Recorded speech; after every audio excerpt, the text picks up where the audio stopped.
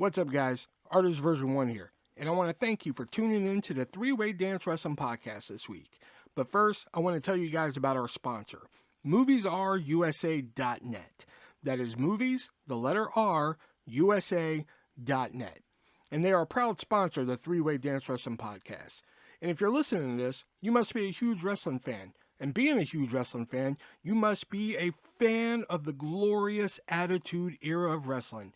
And if you're missing those days and don't have the Peacock network so you can relive it, well, MoviesRUSA.net has the perfect solution to you. You can head on over to MoviesRUSA.net and you can get the year 1999 SmackDown all on Blu-ray, 1080p high def, and if that's not enough for you, you can get Raw 1997 all on Blu-ray, or you can get every pay-per-view from that year as well, 97, 98, and 99, all the Attitude Era pay-per-views in one set. And while you're there, you can also look up some obscure movies such as Meet the Applegates.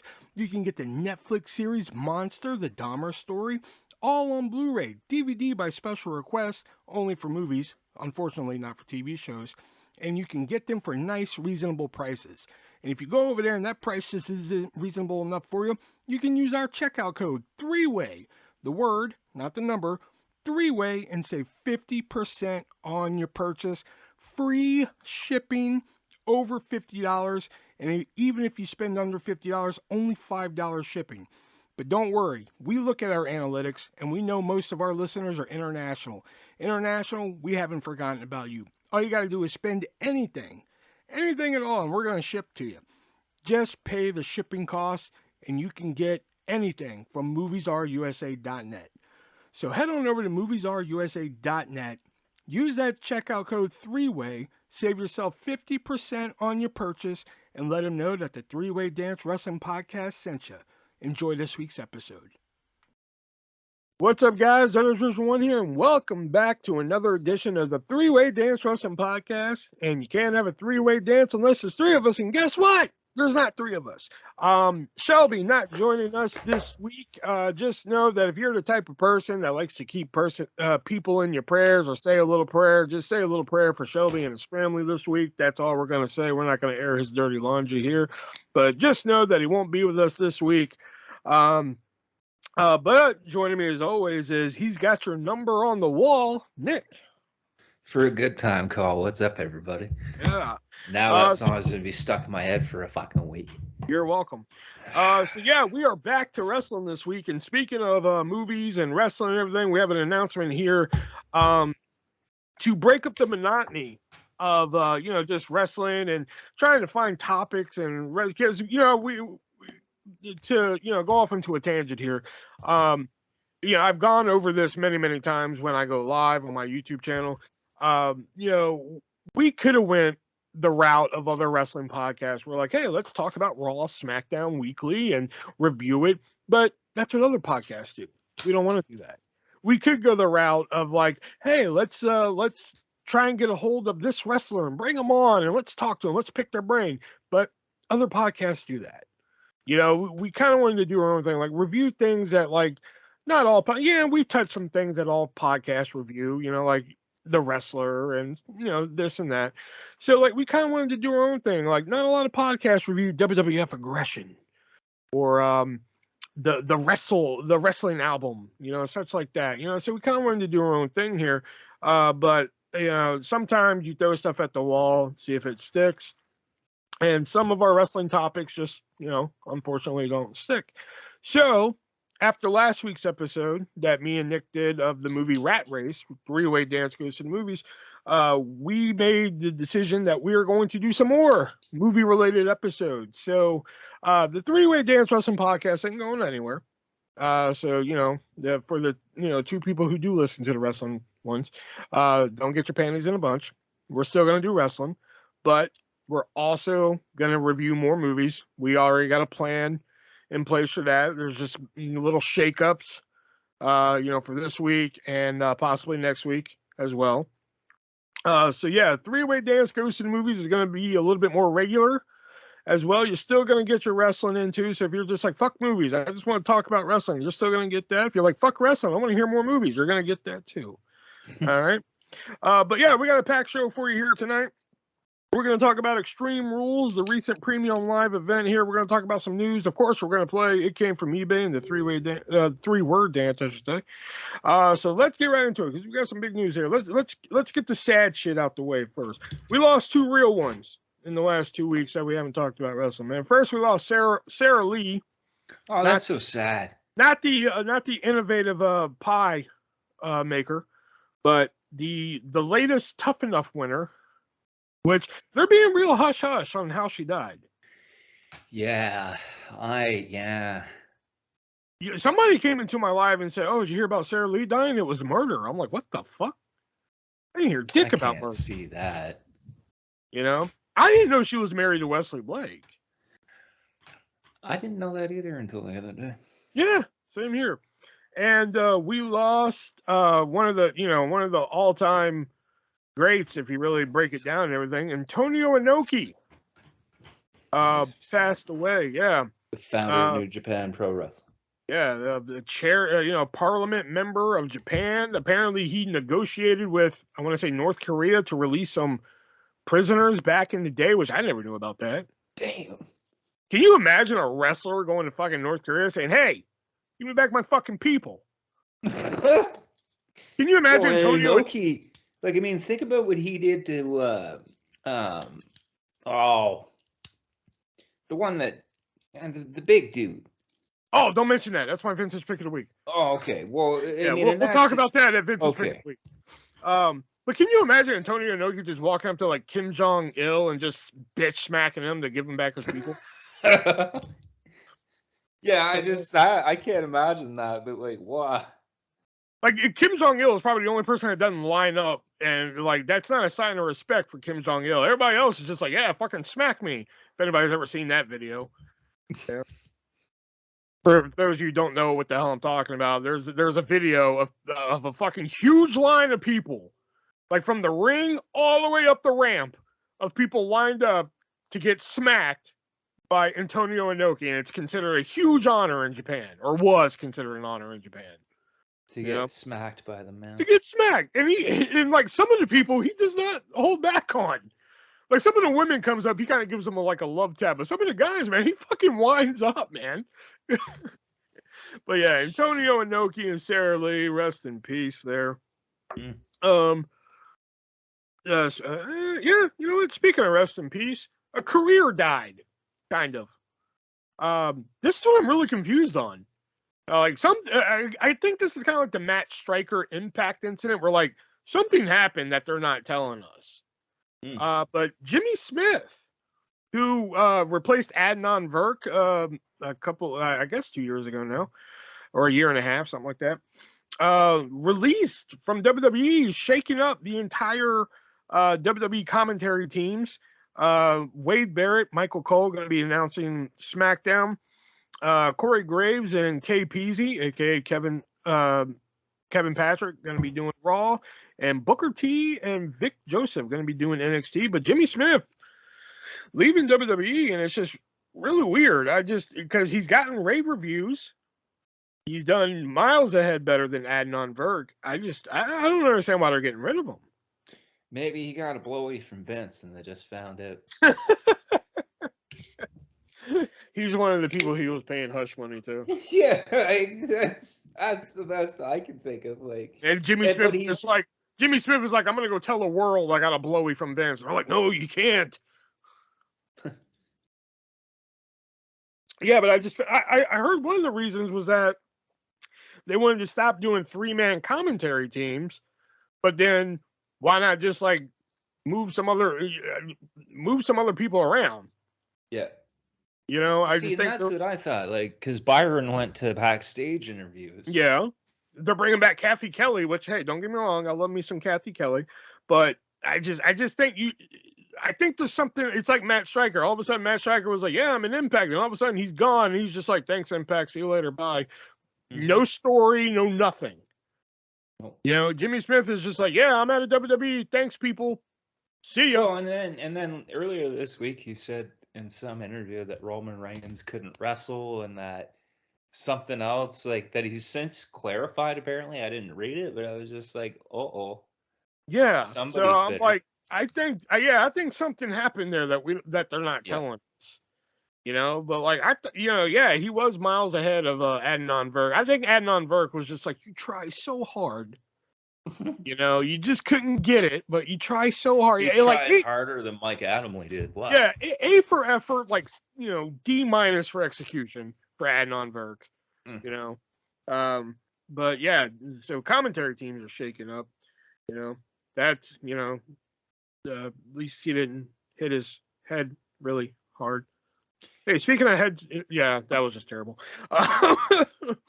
Adam Cole, who has been seen, Baby. once since his Forbidden Door match, apparently is still fighting or trying to get rid of that concussion he had in that Forbidden Door match. He was seen once at the start of the Trios tournament, but has not been seen since. And now the question is whether or not he's even going to be able to compete again at all.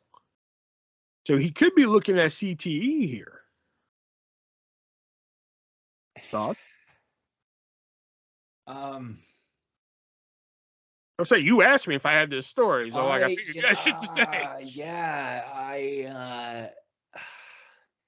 I'm really kind of torn about this because obviously, like, we've seen Brian come back from concussion, we've seen Christian come back from concussion, we've seen, but I, at the times that even when they came back, they weren't really in the prime of their careers anymore, especially Christian.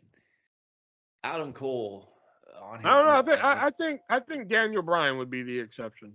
okay, an exception there would be Brian, but Cole, I mean, he's so much younger than what Brian was when he first went out. Like Yeah. and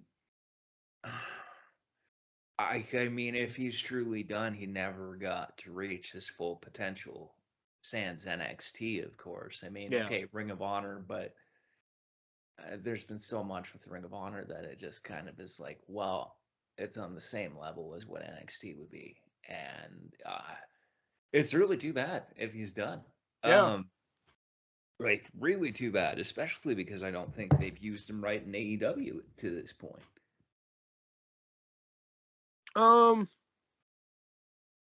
I mean, I'll say his AEW stuff has been hit and miss, but I wouldn't say it was completely misused.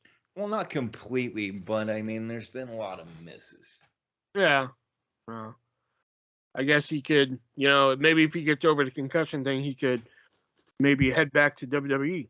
Hey, speaking of heading back to WWE, there are two people back in WWE and two people thought to be heading back to WWE. We saw Monday night on Raw that the Good Brothers, Luke Gallows and Carl Anderson, are back in WWE. I guess for Luke Gallows, I guess 15th time a charm.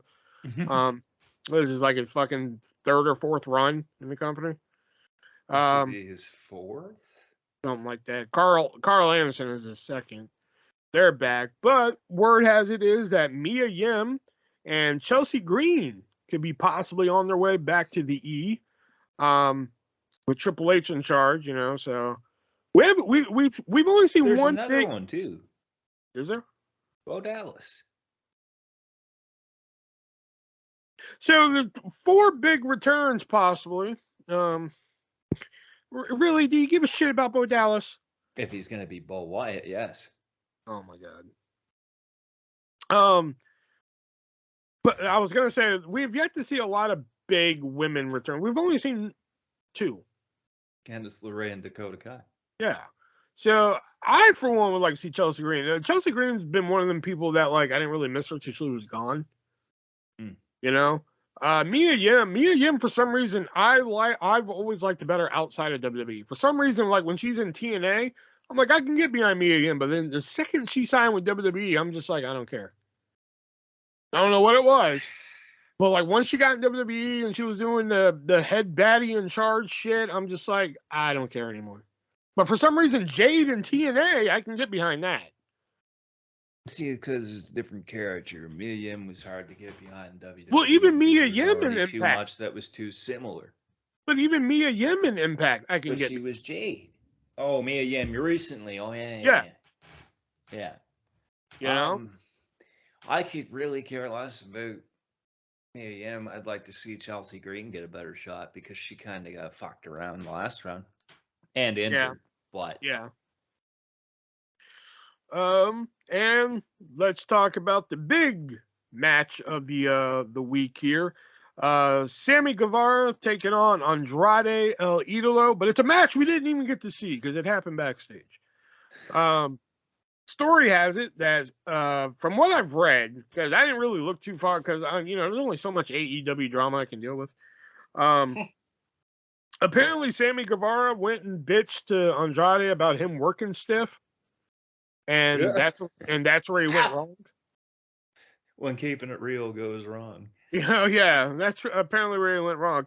I mean, but to be fair, I think like that's a no, isn't it? What?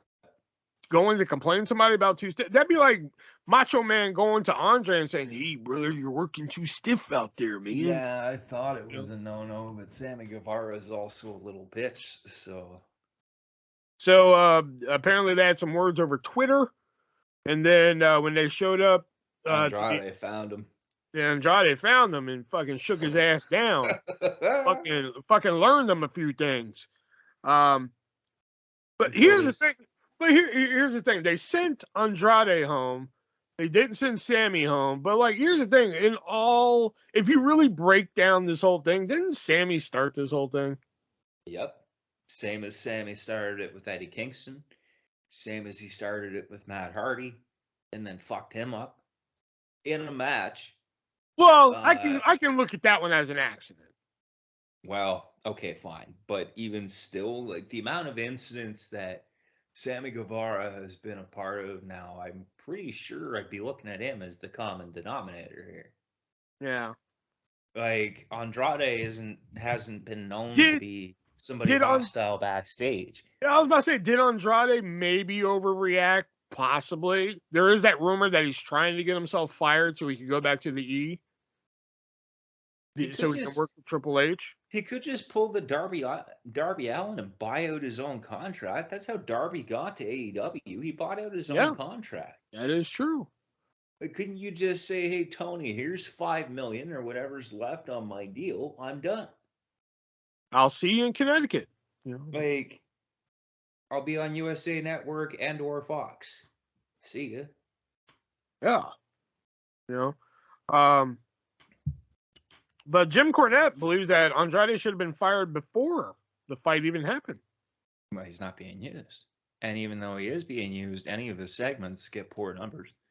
He Yeah. doesn't have enough matches for it to matter, and even when he does, they make like I don't know why they put him and Roosh back together. Roosh, I don't think has won a single match since he's been there.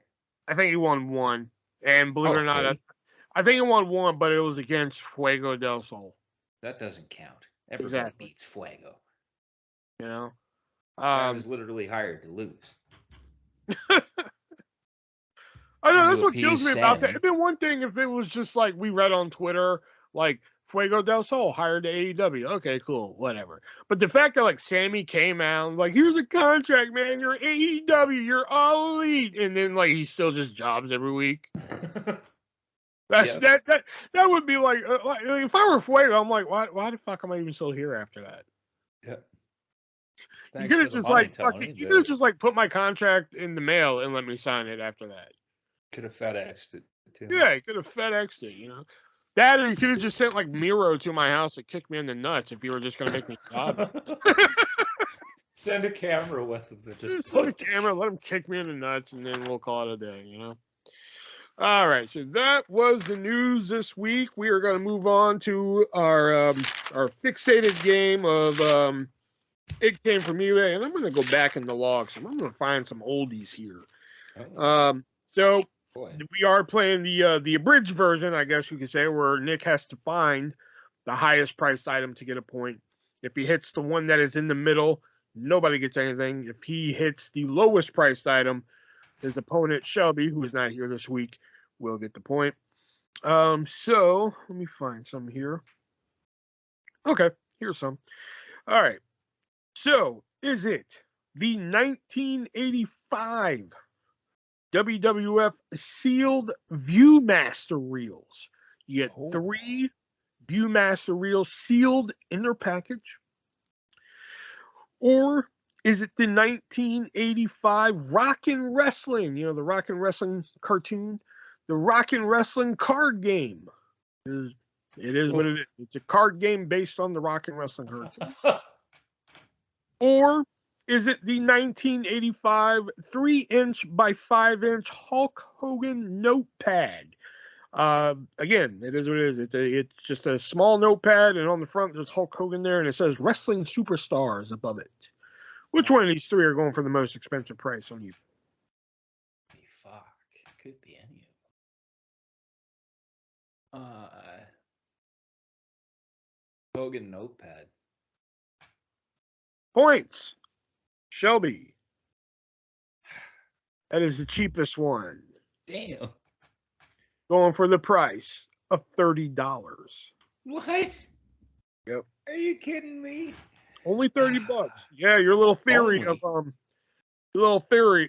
of like Hulk Hogan always going for one of the highest price failed there. Oh fuck. Let me go back to the very first page of items here. Let's see. What was the highest? Yeah, I guess I can tell you. It was the card. Master Reels?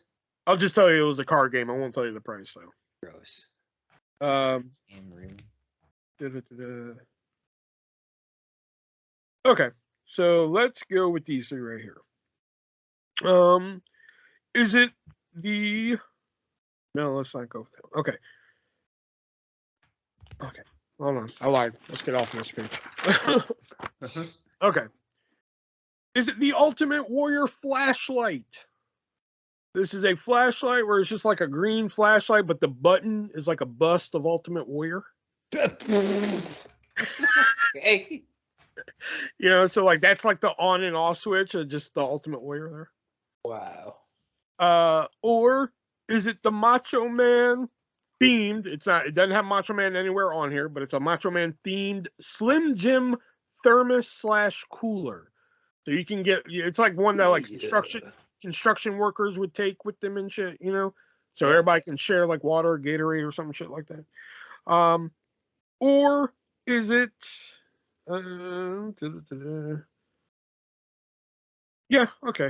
or is it the Stone Cold Steve Austin Kids toothbrush? It is just a small toothbrush where the handle is a bust of Stone Cold Steve Austin. What? Oh shit, the Stone Cold toothbrush. Man, Shelby's just racking up points. Because that is the cheapest at $29.99, and the most expensive was actually the Ultimate Warrior flashlight. Damn, that's what I was gonna say. Yep. Woulda, coulda, shoulda. And your final 3. Let's see here. Let's see if you can at least get 1 point here. Because, like, man, when Shelby's not here, Shelby racks up points. Yeah, when he is here, that's when you actually get some. Yeah. Okay. Is it the Undertaker Christmas ornament? Because when I think Christmas, I think Undertaker. It is a sealed in the package Undertaker ornament. It's just an ornament. It has Undertaker on there, rolling his eyes in the back of his head because that says Christmas. Is it a 1985 Andre the Giant school folder? It's just a school folder. On the front is Andre the Giant in one of his classic poses. Or is it the 1991 Ultimate Warrior Spiral Notebook? It is just a spiral notebook with Ultimate Warrior on the cover.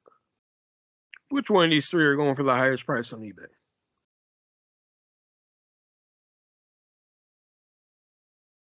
The Andre the Giant folder. Shelby, 3 for 3. Son of a bitch. Oh, no, wait. I lied. That's nobody. I'm sorry. Oh. That was the one in the middle. Oh, sorry. Damn. The most expensive one was the Ultimate Warrior notebook at $55. Holy fuck. Yeah. There we go. My bad. I almost gave Shall be points that he didn't deserve there. All right, now we're going to move on to our other game we like to play here, the 3-word dance, where we give each other 3 words that relate to a wrestler, and we got to see if we can make the connection here. Okay. So, Nick, your first 3 words are... Okay. Your first 3 words are lethal, cheese, stick. Steve Blackman.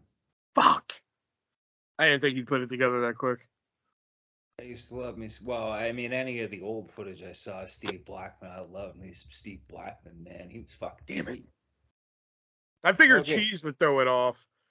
Cheese, man. Yeah, I know, but I figured throw it off. All right, so let's see here. Dogs, court,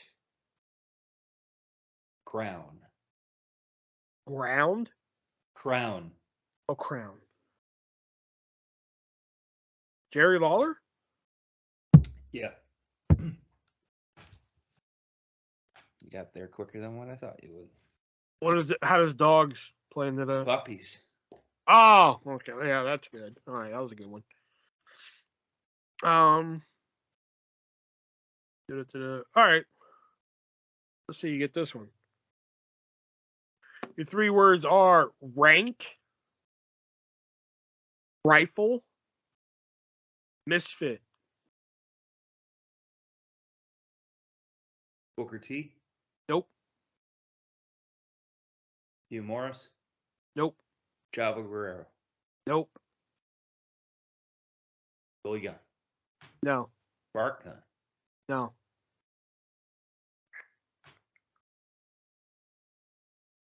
Rank, rifle, misfit.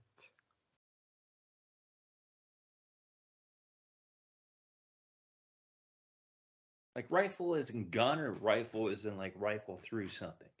Rifle as in gun. Oh, shit.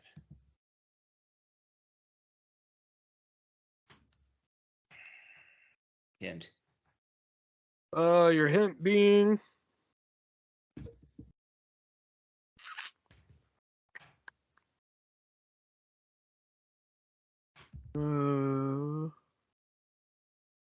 she is a buck.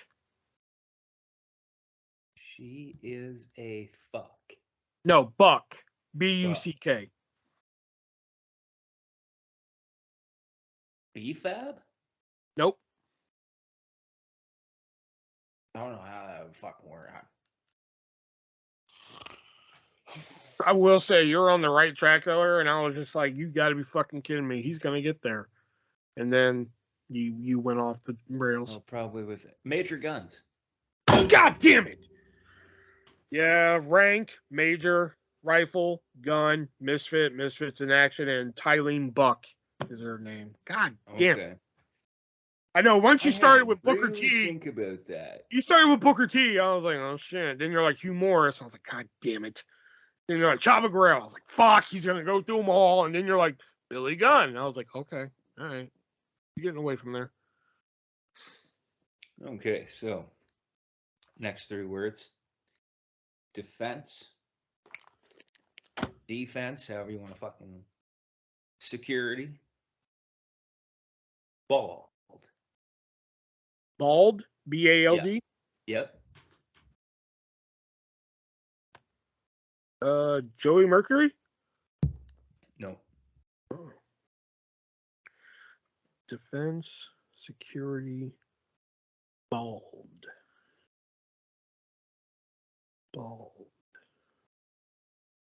Seth Rollins. No. Okay. Just to appease my curiosity, Jamie Noble. No. Okay. Defense, security, bald. Security. Is it Ralphus? No. It's like in Jericho security. He's bald. Oh no, defense. What they got? Yeah, let's skip this hint.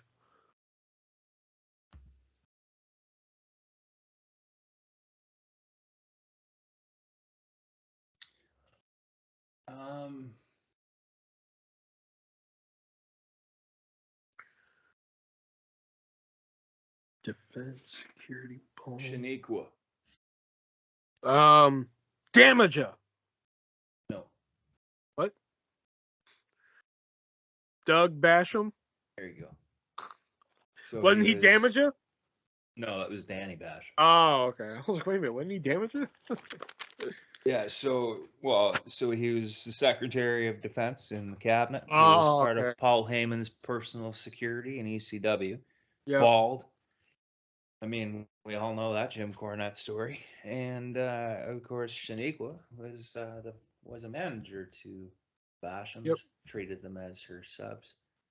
All right. I'm 0 for fucking 2 right now. Shit. You gotta pump Okay. those numbers up. I know, yeah. These are rookie numbers, man. All right, let's see you get this one. Your 3 words are longest, memorial, money.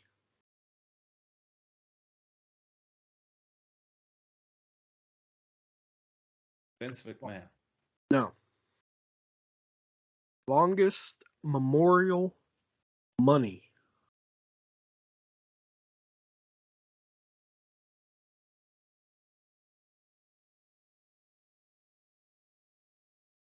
Honky Tonk Man. Nope. British Bulldog. Nope. Owen Hart. No. Kind of had to go dark to get there, but okay. Bret Hart. No. Dynamite Kid. No. Hint. Spider.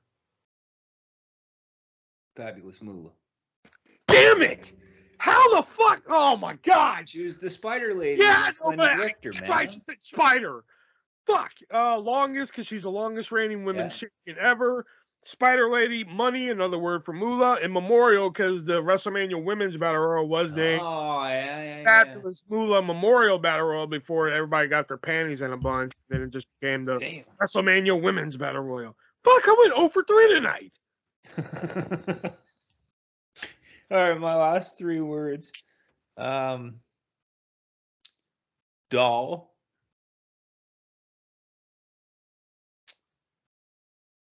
Natural. Storm. Doll, natural storm. Doll, natural storm. Dustin Rhodes? Nope. Yeah, I didn't think so. Doll. Mia Yim? Nope. Chris Harris? No. James Storm? No. Braden Walker? Nope. Knock, knock. Who's there? Braden Walker. Oh my god. That poor bastard. I know. Right. He thought he'd come back to TNA and it'd just be like, yay, Chris Harris is back. But knock, knock. Who's there? Oh my god. Doll, natural. Doll. Believe it or not, Doll is the one throwing me off. That was the end. Oh, is it Taya Valkyrie?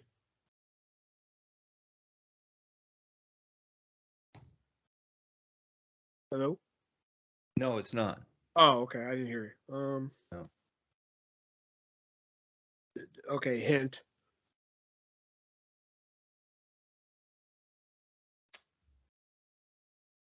Shark.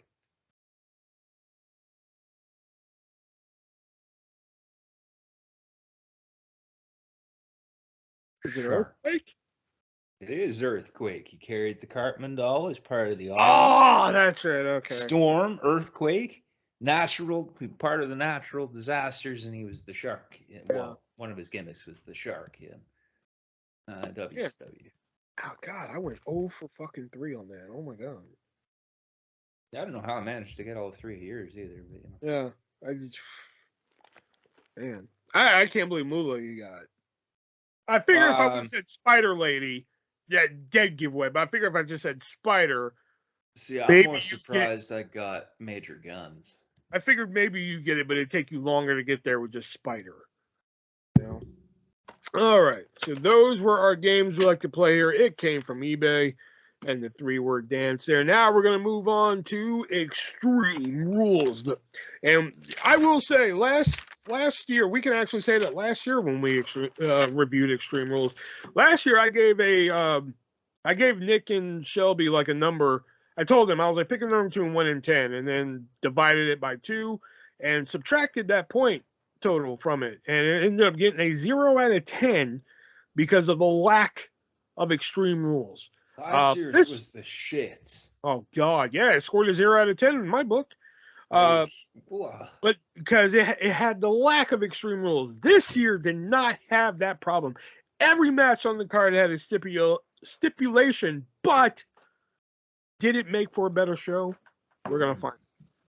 So the first match on the card was a good old-fashioned Donnybrook match. Imperium of Giovanni Vinci, Ludwig Kaiser, and Gunther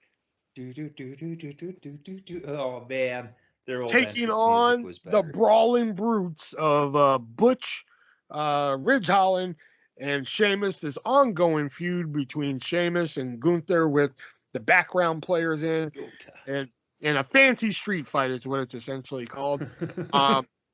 I mean, for those of you, well, obviously, I was going to say for those of you who weren't in our group chat, that's everybody. But like, Can you when imagine? all the matches were being announced, I sent a screenshot of like the 3 matches that were announced. I was like, see, now this is Extreme Rules. And Shelby was like, what the hell is a good old fashioned Donnybrook match? I was like, it's just a fancy word for street fight. He was like, well, what's easier to say? And I was like, the better question is, what's more fun to say? And we Good lost. old fashioned Donnybrook match. You Yeah, get I know. Yeah, barrels and a fucking bar and yeah. like all this other shit. We I was lost. really hoping though. We I was lost re- Shelby after that. I was really hoping though when I saw those barrels that one of them was gonna pick one up and toss it Donkey Kong style. See, when I saw the Fucking barrels barrel them stacked all up, down. Like and they weren't doing anything with it, I was like, I don't know how, but somebody's gonna fall through those barrels. I was thinking that too after a while. But I was wrong because they just did it for Pete Dunne or Butch, whatever, to do a moonsault off of. This match I didn't get to write down any notes, so it's not going to be my usual like I like this and that. But there was a lot of good in this match. I mean, this was basically like an extension of their Clash at the Castle match, just with more people. Couple 3-on-1s happening here and there. You had table. I mean, like, damn, you could have main evented with this match, and I've been happy. I would have too. Like, I mean, the use of let me see here, because I gotta They kind of had the use of organize the my thought in my bar. notes. They had shillelaghs. They had Yeah, the this. they had the announce table. First match of the night. Boom, announce table. Yeah, the cup of nuts went flying when Huh? I think it was Ludwig. No, was it Kaiser or Vinci with Ridge at the bar? It was one And of they them. fucked up the picture, and they fucked up the. No, it was Vinci and fucking Holland because Vinci was on that side. Ludwig was with Butch. I think I don't fucking know. That was when it was more chaotic. But the Corey Graves, I just hear on commentary be like, "Oh, that bowl or that cup of nuts just went flying, Cole." Like, the when Gunther kicked down the barrels, just fucking boot fucks the one barrel halfway across the floor. I was like, that's fucking like what? When Bush tried to fight all 3 of them, and Yeah, like the that was crowd good. was chanting for Butch. All you hear is Butch, Butch, Butch, Butch. I'm like, you've got to be kidding me. They're gonna keep his Finally name. got Butch. They finally got Butch over. Like, Not Butch himself, But They the just name had Butch, to they make finally him got it look over. like Pete Dunne. Yeah. They didn't get Butch himself to Butch the guy over. They got the name Yeah, Butch over. You know, yeah.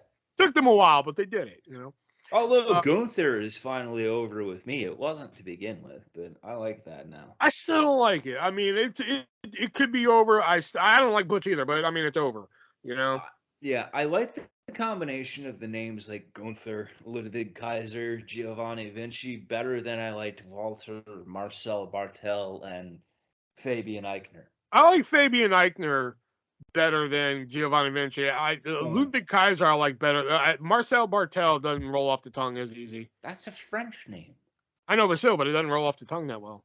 No, I know, but Ludwig Kaiser I like. I mean, that name is like fuck. That's a good one right there. Anyway, I will say a hell of an opener. Real fun. 4 stars. I give it 4.5, man. Oh fucking, that was fucking. Oh, on the finger break spot. Oh, when he was bending the fingers back, I was like, yes. Anytime he does that, I fucking wince. Oof. Yeah, me. Well, that was the same with me. As soon as he started doing, it was like, oh, even before commentary said anything, it was like, yeah. All right, Graves with the Michael Scott comment. That was good. I channel my inner Michael Scott, but I figure I better not do that. Oh, and they really fucked Gunther with the shillelagh too. He got fucked up with that. They all got fucked up in that match. What are you talking about? No, that's true. Yeah. They have 6 guys who really like to hit each other. You know? Oh, did you watch the backstage stuff? Like with Somebody. Miz? Okay, I fucking love with the Miz, Gritty yeah. shit. The stuff with Gritty was amazing. He stomps on the fucking shirt and he's like, "Let's fuck you." And I called it. Everybody was expecting Dexter Lumis to be that mascot, and I was like, that's too easy. Yeah. I was like, I know he's not the mascot. It was too easy because like that was fucking great. Just the fucking he puts the fist up at him and then that like oh fuck. Okay. All right. Coming up next, the show takes a real big nosedive here. Coming up next, we have Liv Morgan taking on Ronda Rousey with the SmackDown Women's Championship on the line. Ronda with the They Live gear. Yeah. That was cool. But one thing I noticed is that like Ronda kept referring to Liv Morgan as Hooters Barbie. So Liv Morgan worked at Hooters before signing with NXT.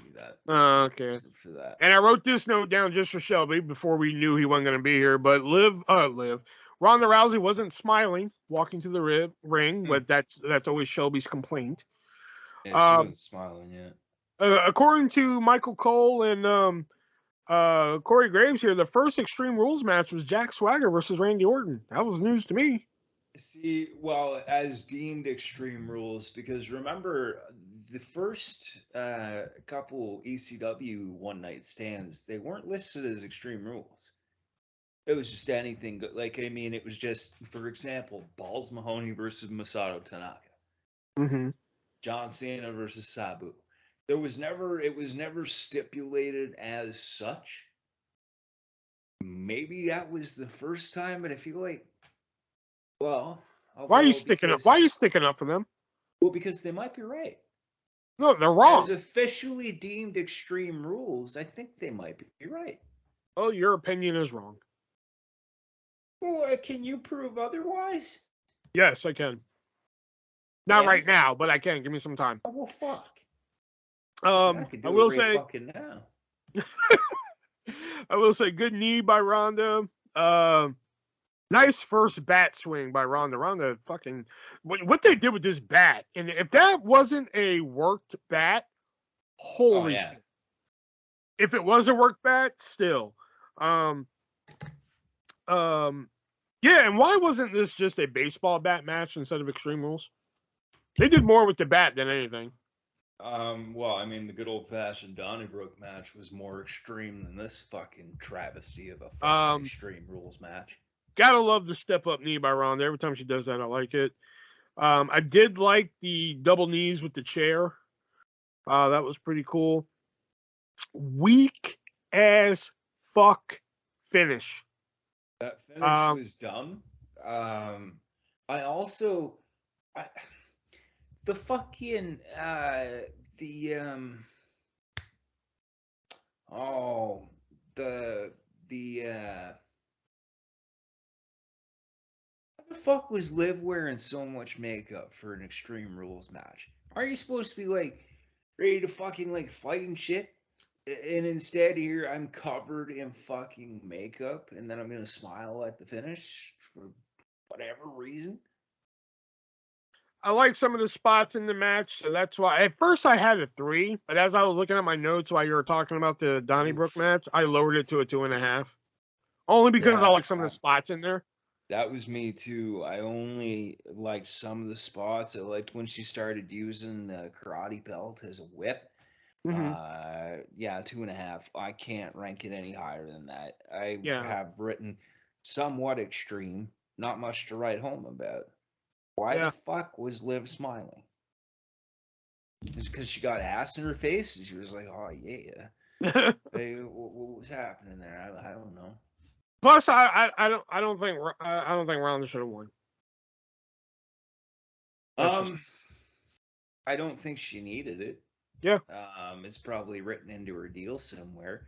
Now, yeah. just before we get to the next match, in Rocking Wikis, I can confirm that the first WWE sanctioned Extreme Rules match labeled as Extreme Rules was, in fact, in 2010, Jack Swagger defending the World Heavyweight Championship versus Randy Orton. Extreme Rules as a pay per view started the year before, but no Extreme Rules match as designated as such was on the card. We had a singles. Oh, no, wait. Sorry. It was a ladder match in the main event submission, steel cage, handicap, hog pen, triple threat hardcore, Samoan strap, no holds barred, and a fatal four way. I still think you're wrong. I'll do research on Remember, it later. remember Benoit versus Tajiri on Raw before ECW One Night Stand 2004 was not officially contested under Extreme Rules. It was hardcore rules or ECW style. I'll do more research later. Anyway, coming up next is Drew McIntyre taking on Ah, Shit fuck. Cross, I didn't and know who to hate more in this match. I did. Um, in a strap match, which on paper, strap match can actually, if done right, a strap match can actually be pretty fun. Because I mean, you have the tension of the hitting the four corners. This match had none of that. Um, this I'm gonna read you verbatim what my This match notes read for this sucked. match. Okay, this is verbatim what I have written down. Shave your fucking head. God damn it, Cross sucks. Fuck Cross really sucks. Really? Question mark. Pinfalls? Question mark. That's when I figured out they weren't doing the turnbuckle thing. Cross couldn't even take a neck breaker right. I knew there was something wrong with that match besides the match.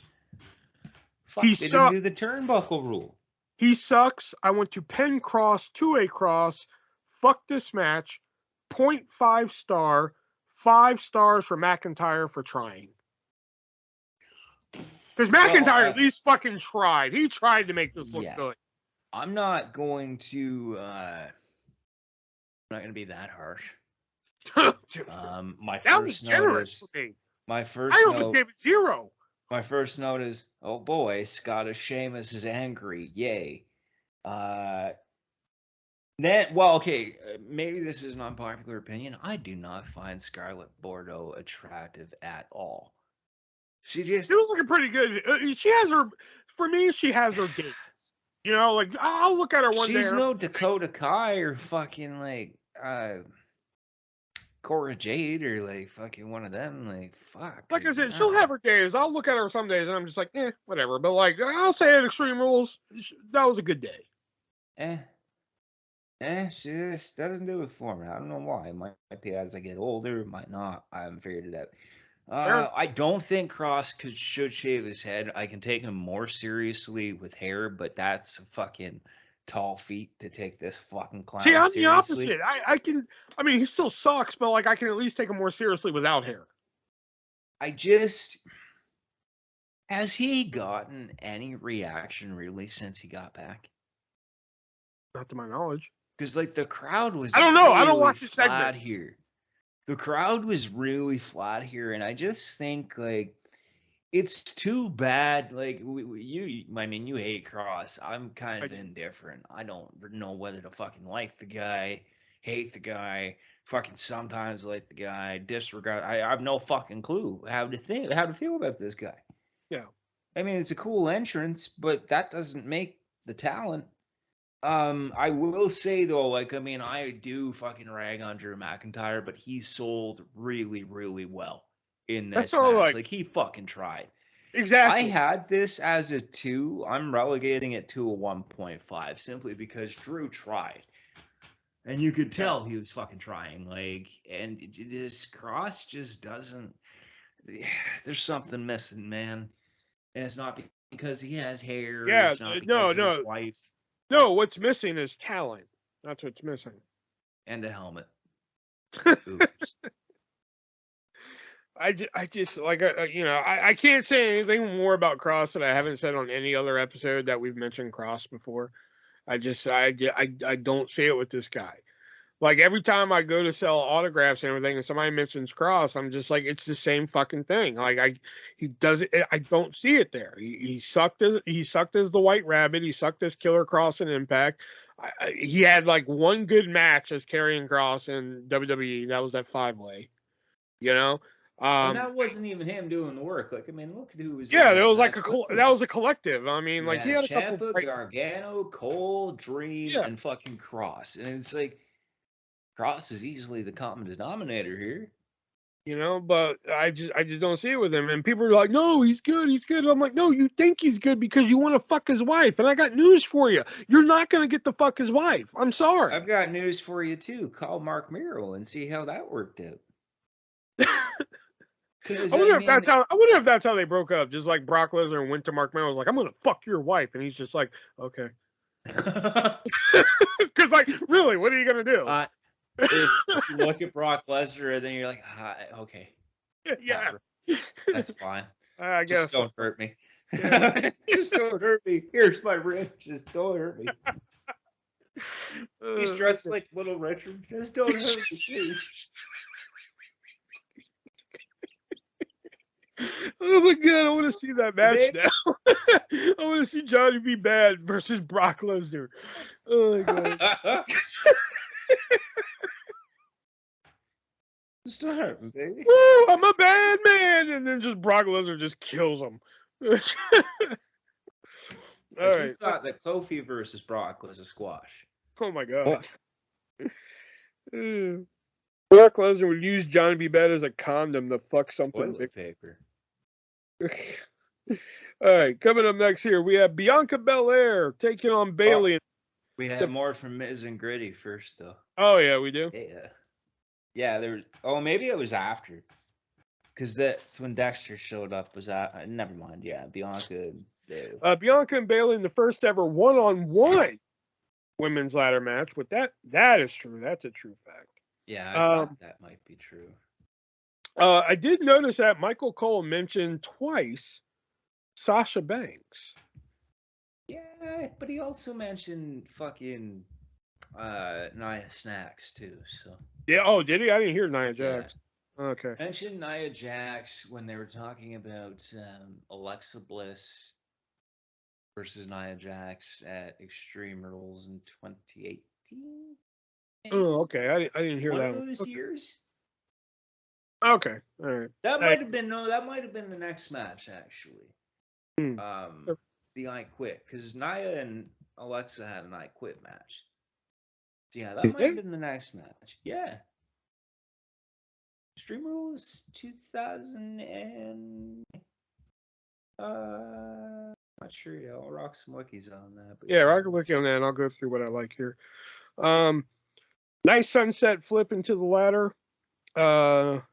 Great elbow on the ladder. That fucking hurt me watching when Bayley dropped that elbow onto the ladder. Holy fuck. Why was there another ladder under the ring when there was like 8, 9, 10 of them set up around the ring? Sorry, Uh, they Alexa and Naya had an Extreme Rules match, oh, 2018. yeah, I didn't understand why there was like 20 ladders set up around the ring and there was one under it.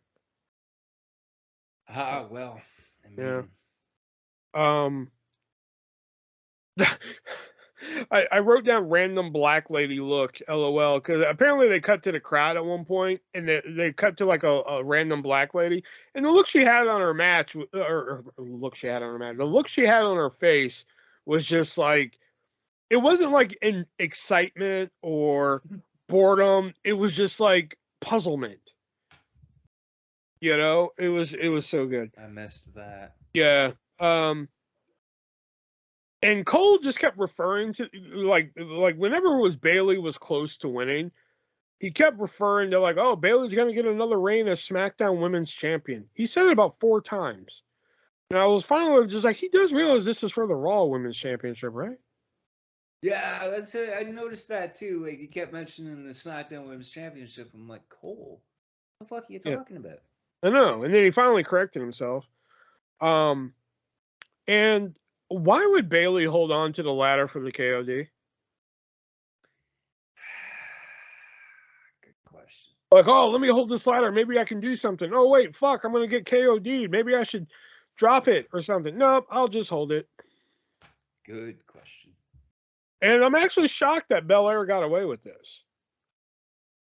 I'm I not, simply because I didn't think they would pull the trigger with Bailey that quick. I thought they She would. hasn't. I don't know. I I thought they were gonna pull it with Bailey. Bailey came back. She got into the feud and everything. But overall, I thought it was a pretty good match. That's not something I really say a lot about Bianca Belair, but it's a ladder match, so you have a lot of shit to work with here. So oh, that's 3.75. well. I gave this one a. I only gave it a 3. I was very It was just kind of meh. Really? I wanted to rank it higher than that. And I mean, Bianca has gotten to be quite good. I wasn't. I don't know. There was too much about it that I was just like, I just don't. Eh. Hmm. Bianca using the braid, I think, is overdone. I don't know. 3 I don't think stars she on that used it one. in this match, did she? She did Did to she? get Bailey off the ladder. Okay. All right. Next up is Edge versus Finn Balor in a I Quit match. And first note I wrote down is Balor is in the S&M now. Cool, I guess. Because what the fuck was that mask? That's yeah. I don't. I don't.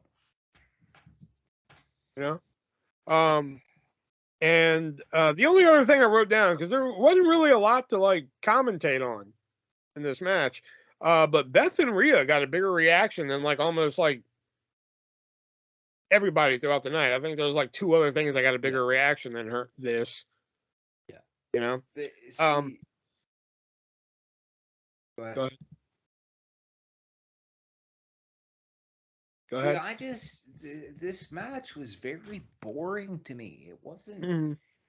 near as violent as what you would think it would be. Edge with the hockey stick. I was like, come on, really? Like I realize you have to do something, but um, the I just I've gotten tired of seeing Edge. I've gotten tired of it. I just he doesn't really have a place for me there. Like I realize, okay, yeah, he's there, he's back, whatever. But like after the Rumble in 2020, that wore off really, really quick. It Like wore Edge off for being me in the on, Last Man Standing match, to be honest. oh, with Randy. Yeah. Okay, well, I mean that's a little bit longer, but still, like it's just every time I watch an Edge match now, I'm like, oh boy, Edge is gonna lose, and then he fucking loses, with the exception of beating Styles, which is I still don't understand that. No, Um, he beat Rollins too in Hell in a Cell. oh yeah, you're right. I'll be damned. I could only give this a 3. Like I mean, they did their best. I can't take the Judgment Day seriously. I had trouble at the start with Edge, but even now I'm just like, you guys have lost way too many fucking times to mean anything. Obviously they're gonna do more with it later. Maybe. No, I think they're going to transition to Oh, it's the club, OC. yeah. Yeah. I suppose, yeah. I don't know, 3 stars. I can't go higher than that. It just kind I of gotta fell go flat. 2.5. I gotta go right down the middle, 2.5, because, like I said, there wasn't really a lot to really talk about here. And plus, fucking, again, to overuse this, fucking Ray Charles could see that Rhea Ripley was gonna hit Beth Phoenix with that chair, regardless of whether or not he said it. Whether he said I quit, that was the finish. So I was just like, he's like, the second they're just like, you have your last chance and say it, as she's threatening to hit her. And I was just like, the second they said that, I was like, she's gonna hit her anyway. Yeah. And then he's like, I quit. And they're like, okay. And then bam, they hit her. I was like, fuck, it was stupid. Yeah. So I was like, I knew they were going to hit her anyway. So 2.5 stars for me. All right. And coming up is the main event, the main roster debut of the Fight Pit. The NXT staple that's only happened twice. Tommaso Ciampa and Timothy Thatcher. Oh, no, I'm sorry. Timothy Thatcher and Matt Riddle. And Tommaso Ciampa and Riddle. There it is. Yeah. But this one is going to be Matt Riddle versus Rollins with a UFC legend, I guess. Daniel Cormier as a special guest referee. This is one of those things where, like, how do I put this? Let's just hope bringing War Games to the main roster works out better than this. Yeah. Because I mean, there was some good stuff in here. I'm not gonna lie. I'm not gonna say this was the drizzling shits or anything, but like, I don't know. I was just expecting just a smidge more.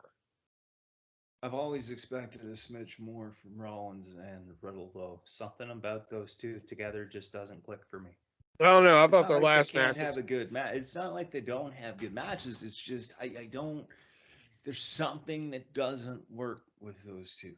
I don't know. I thought their last match was banging. At the last paper we reviewed, that was a 5-star match. Yeah, that was a 5-star match right there. Yeah.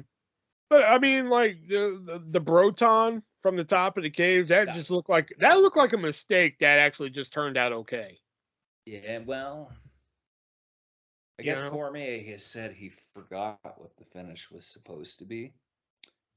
So I mean, that could have had something to do with it, maybe. I don't know.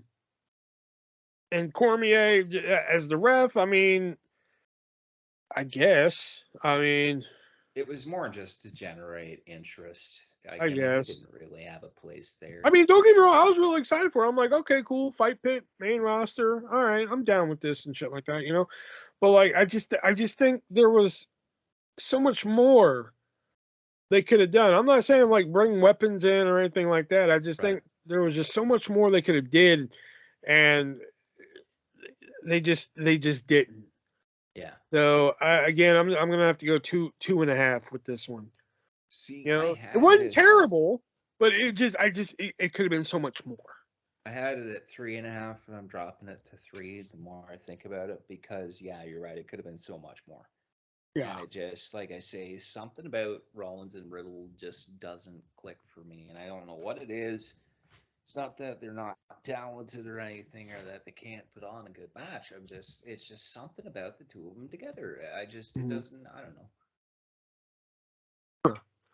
And then, as we think we're signing off the pay-per-view here, they go for the old NXT Chicago trick. But we get the White Rabbit reveal. We get the whole world. And we get life-size versions of Huskus the Pig, which that was disturbing. And of all the life-size characters they did, that was actually the most disturbing one. That was pretty disturbing. It was like Mercy the Buzzard, Abby the Witch, and even Ramblin' Rabbit was like less disturbing than Huskus. The Fiend and the burned Fiend mask and like fucking. I know, and nobody online is picking up on that. people are just like, "Oh, a weird head appears on the announce desk." That I'm was like, the "You're Burn not." Fiend match. Yeah, exactly. I'm like, "Are y'all not picking up on this?" And then we see the ruins of the old Firefly Funhouse with the puppets covered in cobwebs. And then the guy in the black telephone mask, which, I mean, comes out and it takes off the mask and it reveals that it's Adam Rose. Whoa. I wish. I know. How great would that have been? No, but of course it is Bray Wyatt making his The crowd went bonkers. Yeah. Oh, they went bonkers when the fucking lights went out, dude. Well, I mean, they knew it was him, but holy fuck, as soon as he walked out there, I was like, I didn't expect that kind of pop. Wow. It was like one of those things, Brian Zane said it from Wrestling with the Great. He said it very well, and that was, it was one of those things where, like, people knew it was fucking Bray Wyatt. So, like, it was just like, yay, now we get to see it. You know? He's got the whole in his hands. Well, And I think here's he the thing, said though. before he blew out the lantern, I'm pretty sure he was like, I'm here. Yeah, but and nobody. I was like, yes. But that's the thing. Is he still doing the Firehouse Funhouse thing, or is that like his way of killing that thing? Well, see, this is where I'm kind of lost because it appeared as though the Firefly Funhouse had been left in ruins, but then what drove the actual puppets as people? Because before, and I mean, this is, well, I might have mentioned it before, but prior to his release, there was discussion amongst WWE creative that about having wrestlers portray the Firefly Funhouse characters. Uh-huh. And then of course Bray was released. So what confuses me here is that because that the backstage looked like Firefly Funhouse was fucking dead. Like that was it. Like there's nothing to it. But then why were they all fucking people? Why were they all in the crowd then? Because it wouldn't make sense. Like it wouldn't make sense of the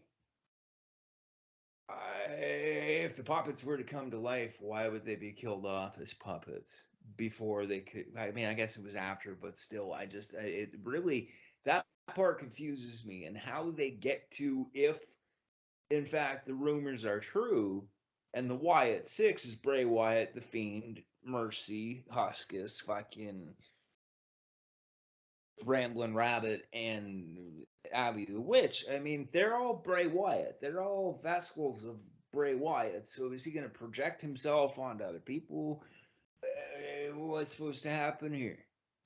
And that's the only thing that confuses me is that, okay, it's all well and good. If you want to make this some sort of story that they're all these fucking people, great. But how do you get there that it makes sense? Because I don't know you can unless Bray starts brainwashing people. Yeah, this isn't the pandemic anymore. You can't get away with some of this shit. Like, that's where I'm like, because we know that Bray Wyatt is the Fiend, and I know there's a lot of rumors saying, well, Bo Dallas is going to be the Fiend, and I'm like, okay, but Bray Wyatt was the Fiend, the same as Huskus the Pig Boy. That's Husky Harris. Abby the Witch, that's Sister Abigail, which we know the only indication we have had on WWE TV of who Sister Abigail was Bray Wyatt. Mercy the Buzzard was after Waylon Mercy, the original kind of Bray Wyatt character, how he got the idea for the shirt and the fucking. You know, I was talking about that in the autograph groups one night, and you know, there's a good percentage of people who do not know that. Well, but still, like, only fuckers like us know that. But it was something that was put out on TV. It was within the Funhouse segments. Like, you could deduce that from it. So that's where to retcon the Firefly Funhouse, I guess, and to redo it where they're actual beings. they're gonna have to really, really do some work to sell me on. I'm still jazzed that Bray Wyatt's back, but they're gonna have to really work to sell me on that because I don't know how they could do it. Yeah. I think all the internet fanboys are probably going to get their fan fiction written because unfortunately I think they're going to go the Liv Morgan as Sister Abigail route. See, and I'm thinking it'll be Liv as Abby. Bo Dallas will be the Fiend because he's his brother. Braun Strowman is Huskus. Eric Rowan is fucking Mercy. And then I don't know who is Ramblin' Rabbit unless they fucking do some weird shit and throw like fucking Miz in there or something. I've heard people suggest Joe Gacy was fucking Huskus and that Grayson Waller was Mercy, and I'm like, okay, but why? If you were gonna put Gacy in there, just put Fowler and Reed as the other two, like, and have Bo It's as better the Fiend. better than that fucking fan made picture of Cross Scarlet. Strowman, Loomis, and Cross and Yeah, better Scarlet. than Yeah, that that doesn't shit. work. That would Oh, that not just work sounds one stupid. bit. Oh, Cross shouldn't be with them. I don't think if they want to actually get crossover or try, he can't be with Wyatt. That's the thing. Is like I say, if you're gonna put Gacy in there, then why not put the Diad in there too? That doesn't make any sense to me. It wouldn't make sense for Grayson Waller. I've heard Colin Delaney mentioned as returning to be part of it. I'm like, that's just fucking dumb. what the fuck? Yeah, like that's just, like what? Why? Fuck, is Ellsworth coming back too? Any man with two hands has a fighting chance. Fighting chance, yeah. So. All right, so on a scale of 1 to 10, what do we give Extreme Rules this year? I wanted to like it more, mostly because of the fucking Donnybrook match. I give it a 6, mostly because of that match. If the other matches weren't absolutely rotten, I mean, they weren't terrible either, with the exception of Cross and fucking Scottish Sheamus, but Yeah, I think that's what I'm gonna have to give it to. I'm gonna, just to be different, 6.5. Because yeah, the opening was the opener was good. That was easily match of the night. The ladder match, I'm always a sucker for a good ladder match. I will say the finish didn't make any sense. Like, why is she holding the ladder? Plus, I was really confused that Bianca Belair won, not just because I've said some unnice things about Belair in the past, but because I was legitimately confused as to, like, I really thought Bayley was walking away. Especially like once Kai and Sky came out, I was like, oh, okay, here it is right here. But then she still lost. I'm like, the fuck. I did like Bailey's tribute gear to Sarah Lee too. Yeah, I That was a didn't know what nice that little was until shout she out. posted. I didn't know what that was until she posted on Instagram. I Yeah. saw like the blue tape on her hand. I was like, what the fuck? What is that? And then she posted a picture of it and it said Sarah. I was like, oh, that's cool. Um, the SmackDown Women's Championship match. I thought the finish was just weak as hell. It was just them struggling. It was like two kids struggling in a fucking pile for a minute, and then all of a sudden she passes out. I don't know what the hell was that. And then yeah, the strap match could have been so much better. I mean, like there's so much good you can do with a strap match. And yeah, I mean, like I said, 5 stars for McIntyre for trying, but like 0.5 star for like, oh, just with the side of so yeah, I'm gonna go 6.5. But hey, that's miles better than last year's pay-per-view. Yeah. So all right, so that was our review of Extreme Rules. Now we are going to head into our fact of the week. Hey, I remember this week. all So right. So yeah, Nick, what do you got?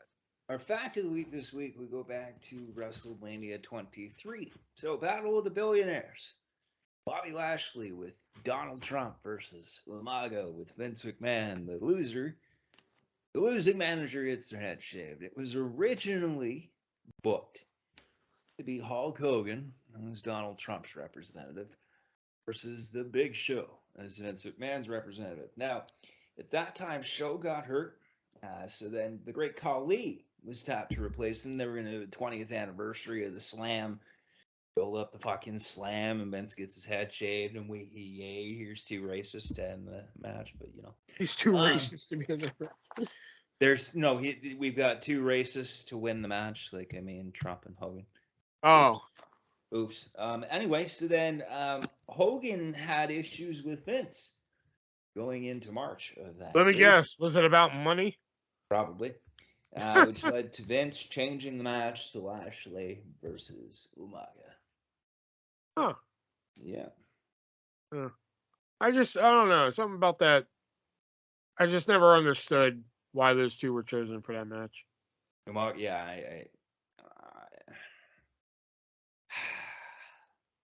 I mean, it was decent. I mean, it could have been a hell of a lot I worse. think about Trump's introduction of Lashley too. Like, look at him. We love Bobby. We love Yeah. Bobby, don't we, everybody? We love Yeah. Bobby. It's like, We he love has Bobby, nothing else don't to say. We love we? Bobby. Love Bobby, don't we? Yeah, we He's love so Bobby. great. Oh my god. Give it a big hand. Give a big hand for Bobby, everybody. Like, And I love the fucking the backstage segment he does with Boogeyman. oh, bonus fact of the week. So, Donald Trump versus Rosie O'Donnell, the fabled fake match on Yeah. Wrestling. You know who Donald Trump was? Oh, I do know this. Ace fucking Steel. Was it really? It was Ace Steel that was Donald Trump in that match. His only WWE appearance was Ace, I bit Kenny Omega Steel. Did he bite Rosie?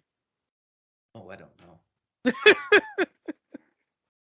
That, remember you know, when he, that he happened. could That was he could terrible. fucking cure cancer tomorrow, and he's gonna be remembered as the guy who bit Kenny Omega. Yeah. They're like, hey guys, look, I cured cancer, and they're gonna be like, yeah, but then you bite Kenny Omega. That's Like, yeah, but I probably cured true. cancer. Yeah, but you bit him. Yeah, but you bit him. Like, the fuck? He was just trying to save the dog. No, he's like, fuck, I just like animals and shit, and you bit him. I do like the fucking thing. I posted in the chat. I saw somebody being like, okay, so the party that's not talking, police. Okay, so what did you see? Larry. Woof. Like, that's fucking hilarious to me. Like, suggesting that Larry the dog was the party that wouldn't talk about That's okay. I will continue the show without him here. Oh, there we go. Hold on, just a second. There we go. All right. We lost connection. We lost connection. Oh. Yeah, I don't know. what So happened. okay, you saw in a chat room that said what? Oh, so they were talking about how one of the parties involved in the post-media scrum fight from All Out wasn't talking, and how it was suggested it was Larry that was just kept barking at detectives every time they asked him what went on. Okay, so what did you see? Woof. No, that's Woof. not what we're looking for. Woof. No. Were you in danger? Woof. Was there a chair thrown? Woof. Were you bitten? Woof. They just get to the point where they hold up the chair and he just starts barking rapidly at it, like freaking out. Okay, so there was a chair thrown. Woof woof woof woof woof woof woof woof woof woof. And then it's just Or they probably shit their pants even more. They're just like, all right, Larry, was there a chair thrown? The dog's just like, why, yes, there was. Yes, it was. What the fuck? Woof.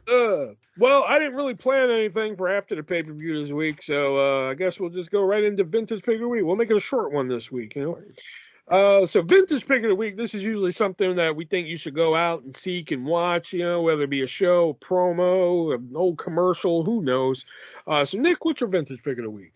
It happened on an episode of Impact in 2009. I'm not sure when it was, but Mick Foley versus a cardboard cutout of Rocky Balboa, and he just fucks this guy, this cutout right up. Well, damn. Yeah. Nick made an allusion towards mine at the beginning of it, but there's a clip of comedian Bill Burr talking about the now passed away Antonio Inoki in a infamous, I guess you could say, shoot fight against a wrestler known as the Great Antonio. And Bill Burr talks about it, but in case you don't, you know, if you want to go out and seek it, it's kind of hard to find now. It took me a minute to find this. But there's this wrestler, the Great Antonio, and he's just like, you know, I mean, essentially a fat fuck, you know. And there's Antonio Inoki there looking like a fucking movie star. you know. And Great Antonio is not selling anything. And then Antonio is just like, a Great Antonio, I should say, is like clubbing the back of Inoki's head. And he's taking it all like a champ. And then finally, after like the fifth one, Inoki just like snaps and just literally beats the shit out of this man.